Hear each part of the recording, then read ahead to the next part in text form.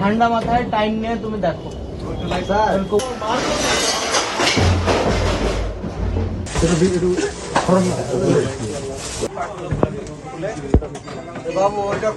এই সাইড থেকে লোকজন ক্লিয়ার হয়ে যাবে, লোকজন বের হয়ে যাবে আমাদের এই সাইড।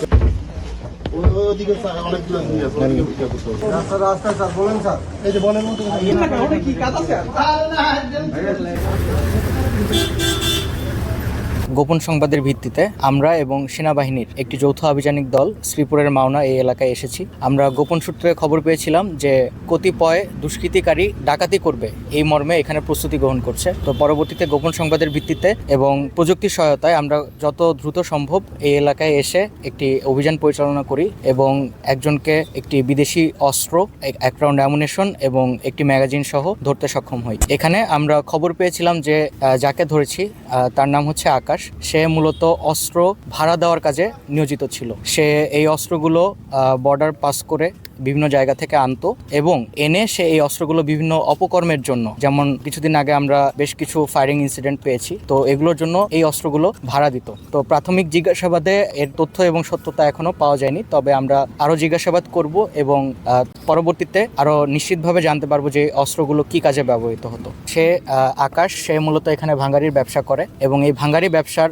আড়ালে সে হচ্ছে এই অস্ত্রগুলো ভাড়া দিত। তো আমরা অভিযান চালিয়ে তার ভাঙ্গারি ব্যবসার যে দোকানটা আছে সেই দোকানের একটি কর্নারের ড্রামের নিচ হতে এই বিদেশি অস্ত্র লোডেড অবস্থায় এক রাউন্ড অ্যামুনেশন সহ পাই। আসামিকে প্রাথমিকভাবে জিজ্ঞাসাবাদ করলে সে জানায় তার নামে একটি হত্যা মামলা ছিল, বর্তমানে সে জামিনে আছে। এছাড়া অন্যান্য মামলার বিষয়ে আমরা পরবর্তীতে যাচাই বাছাই করে আরো বিস্তারিত জানতে পারবো। আসন্ন নির্বাচনকে কেন্দ্র করে আমরা সার্বক্ষণিক আমাদের গোপন গোয়েন্দা নজরদারি এবং টহল কার্যক্রম, সেনাবাহিনী, পুলিশ এবং অন্যান্য বাহিনীর সমন্বয়ে আমরা এগুলো অব্যাহত রেখেছি। তো এই হিসাবে আমাদের এই কার্যক্রমগুলো আরো বেগবান হবে এবং এর ধারাবাহিকতা বজায় থাকবে। ঠান্ডা মাথায় টাইম নিয়ে তুমি দেখো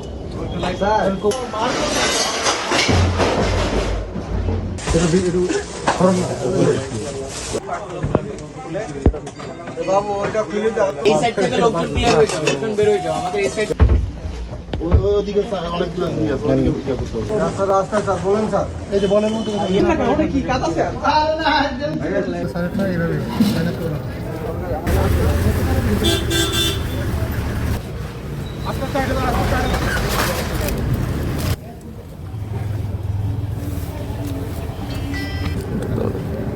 저희는 소리도 나서